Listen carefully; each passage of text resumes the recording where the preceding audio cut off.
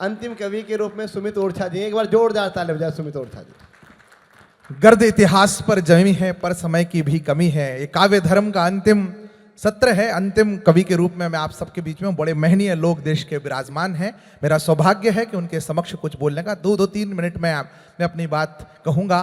बड़ी बात है। माना कवि का धर्म नहीं है वो सत्ता के गीत लिखे, वाह। कवि धर्म है सदा सर्वदा सत्ता के विपरीत लिखे। आहा। हम पर आरोप लगता है कि ये भी कह रहे थे, हम भी कहते हैं कि आप लोग सरकार के पक्ष में बोलते हो। कवि तो वो असली होता है जो सरकार के विपक्ष में बोले। तो मैंने बड़ी मासूमियत से कहा कि मैं 2014 तक सरकार के विपक्ष में ही बोलता था। फिर हमने ऐसा बोला कि सरकार हमारे पक्ष में आ गई, इसमें हमारी कोई गलती नहीं है। वाह। माना कवि का धर्म नहीं है वो सत्ता के गीत लिखे, कवि धर्म है। हम राजनीतिक टिप्पणियां भी नहीं करते, इसलिए नहीं करते क्योंकि भाजपा वालों के खिलाफ इसलिए नहीं बोलते हैं क्योंकि पंच से लेकर के प्रधानमंत्री इनका है। और कांग्रेस वालों के खिलाफ हम इसलिए नहीं बोलते हैं क्योंकि कब कौन सा कांग्रेसी भाजपाई हो जाए ये किसी ज्योतिषी का बाप नहीं जानता। 370 की बात हो रही थी तो दोनों लड़ रहे थे, बोले हमने 370 हटाई, बोले हमने 370 हटाई। तो हमने भाजपा वाले से पूछा तुमने कैसे हटाई, बोले भाई साहब हमारे अमित शाह जी ने सदन में खड़े होकर के हटाई। तो फिर मैंने कांग्रेस वाले से पूछा, मैंने कहा फिर तुमने कैसे हटाई, बोले भाई साहब अगर हमारे वाले लगाते नहीं। माना कवि का धर्म नहीं है वो सत्ता के गीत लिखे, कवि धर्म है सदा सर्वदा सत्ता के विपरीत लिखे। किंतु होगा मद में राजा तो आगाह करेगी कविता, पर वो होगा समर भूमि में तो उत्साह भरेगी कविता। और यह भूषण की परंपरा है, यह भूषण की परंपरा है। कालिदास का कर्म यही, छत्रसाल सा शासक हो तो फिर कविता का धर्म यही। छत्रसाल सा शासक हो तो फिर कविता का धर्म यही। रहने वाले गिरिकंदरा के सनातन की एक मुखर आवाज के समक्ष में यहां बैठा हूं। संख्या बल के आधार पर जब हमें टारगेट किया जाता है तब 4 पंक्तियां निवेदन करना चाहता हूं कि रहने वाले गिरिकंदरा के अंदर भी लड़ जाते हैं, आतुर होकर ये धरती और अंबर भी लड़ जाते हैं। संख्या बल पर धर्म मिटाने के मंसूबे काले सुन, यहां धर्म की रक्षा हेतु बंदर भी लड़ जाते हैं। यहां धर्म की तालियां आपकी कमजोर में फिर 4 पंक्तियां सुना रहा हूं क्योंकि वैसे तो इस सृष्टि में दिनमान से बढ़कर कोई नहीं, पर दिनकर भी कहते हैं हनुमान से बढ़कर कोई नहीं। और हनुमान जी ने बतलाया सेवा भाव में तपने से सबको सब कुछ मिल सकता है राम राम के जपने से। वाह वाह। संसार का अद्वितीय नाम है राम, दुनिया की किसी भी भाषा में ऐसा कोई शब्द निर्मित नहीं हुआ जो नाम है राम, जिसकी आवृत्ति बदलने पर जिसका अर्थ और भाव दोनों बदल जाए। एक बार कहो राम तो संबोधन है, किसी का नाम हो सकता है, हमारे राम भाई का नाम है। 2 बार कहो राम राम तो अभिवादन बन जाता है।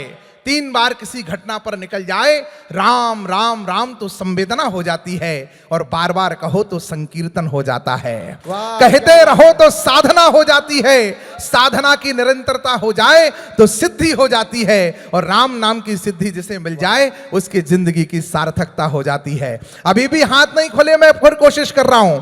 प्रातः हुई तो राम राम, प्रातः हुई तो राम राम, उत्साह बढ़ा तो जय श्री राम, उमंग आ गई तो जय जय श्री राम, और लज्जा आ गई हाय राम। वाह। कष्ट आ गया हे राम, कष्ट आ गया हे राम, और कोरोना की वैक्सीन लगी तो वो राम। अज्ञानता का बोध आ गया तो राम जाने, कुछ मिल गया तो राम की कृपा, कुछ छिन गया तो राम की इच्छा, और जीवन पूरा हो गया तो राम नाम सत्य। ये राम से राम की यात्रा है जिसमें विक्रांत मैसी जी से हमारी राम राम हो रही है। ये राम से राम की यात्रा है। इसलिए वाल्मीकि तुलसी और कंबन की वाणी में सारा जैनजीज बैठी है। 4 किताबें पढ़ करके अपने देश धर्म संस्कृति को अपमानित करना जैनजी होना नहीं है।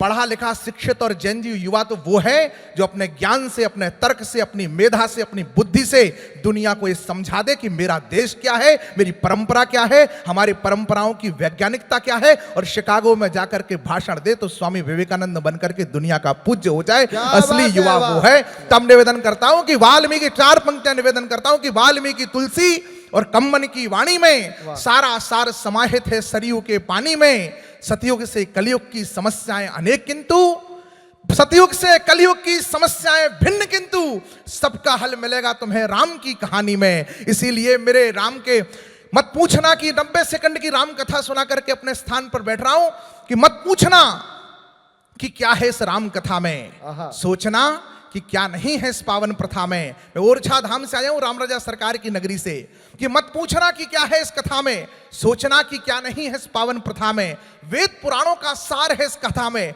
समाया सारा संसार है इस कथा में। समाज शास्त्र की संकल्पना है इस कथा में, कर्तव्य पूर्ण जीवन की कल्पना है इस कथा में। कर्म प्रधान विश्व करी राखा, कर्तव्य पूर्ण जीवन की कल्पना है इस कथा में। मित्रता के मंत्र है इस कथा में, विज्ञान के अकल्पित यंत्र है इस कथा में। परिवार का प्रबंधन है इस कथा में, स्नेह का सुबंधन है इस कथा में। नीति शास्त्र की नीतियां है इस कथा में, अनुकरणीय युग रीतियां है इस कथा में। दर्शन शास्त्र का दर्शन है इस कथा में, जीवन पथ का प्रदर्शन है इस कथा में। अध्यात्म की अवधारणा है इस कथा में, धर्म युक्त धारणा है इस कथा में।